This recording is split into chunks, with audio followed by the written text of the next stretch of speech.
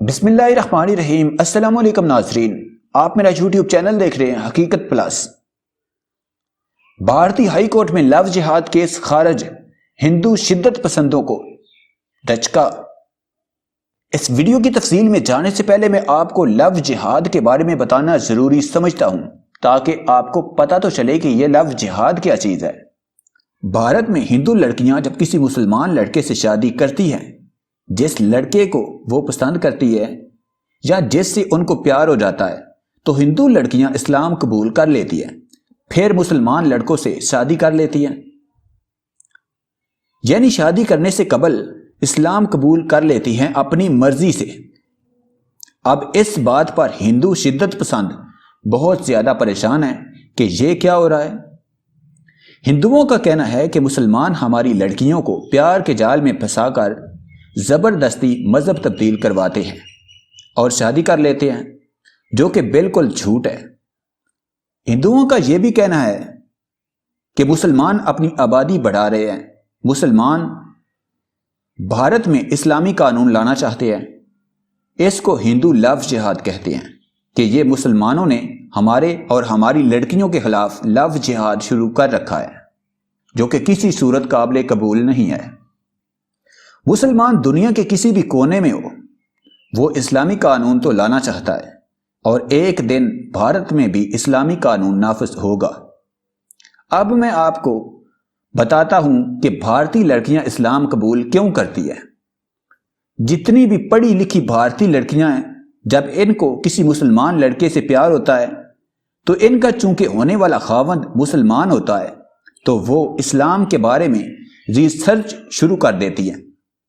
اسلام کے بارے میں ریسرچ کرنے سے ان کو پتہ چلتا ہے کہ اسلام دنیا میں واحد سچا مذہب ہے، تو وہ اسلام قبول کر لیتی ہیں، اور ہندو انتہا پسند اسے لو جہاد کا نام دیتے ہیں۔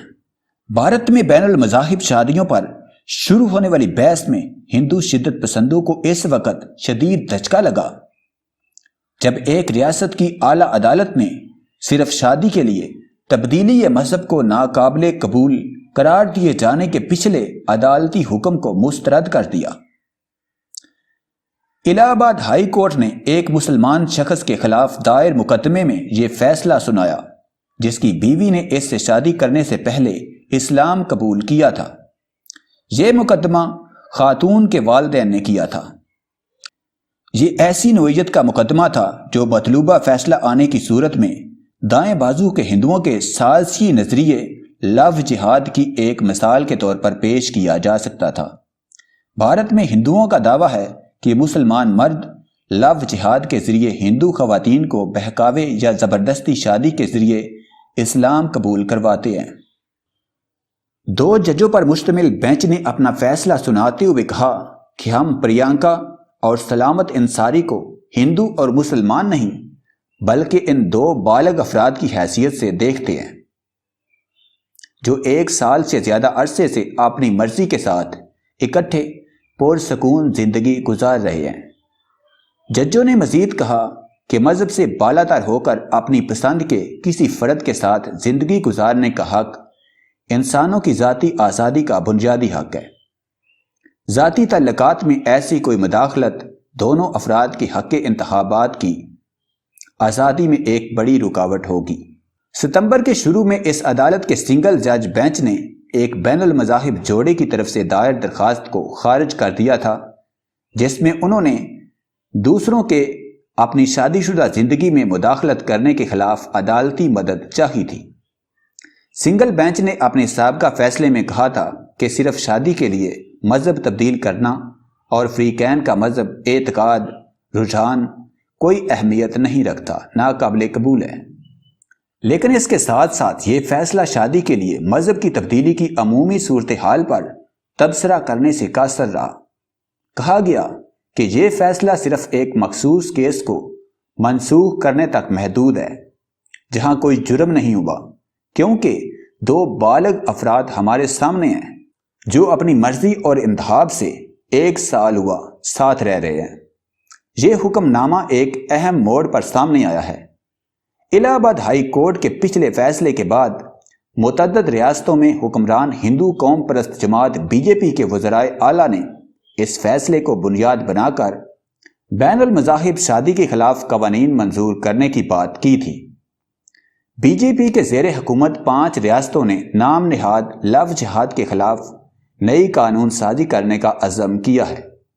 اس نظریے کے تحت وہ بھارت کے فرقہ وارانہ معاشرے میں اپنی مزید جگہ بنانے کی کوشش جاری رکھے ہوئے ہیں۔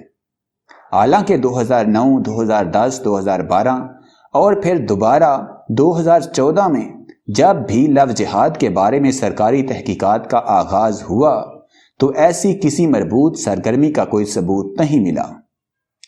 حال ہی میں بھارتی ریاست اتر پردیش میں لو جہاد میں اضافے کے الزامات پر پولیس کی ایک خصوصی تفتیش میں 14 کیسز کی چھان بین کی گئی۔ تفتیش کے بعد کسی بھی سازش کے امکان کو مسترد کر دیا گیا، کیونکہ تحقیقات میں ایسا کوئی ثبوت سامنے نہیں آیا کہ شادی کرنے والے مسلمان نوجوانوں میں سے کسی نے بیرون ملک سے کوئی رقم وصول کی ہو، جس کے بارے میں لو جہاد نظریے کے دعوے دار مسلسل ڈھنڈورا پیٹتے رہتے ہیں۔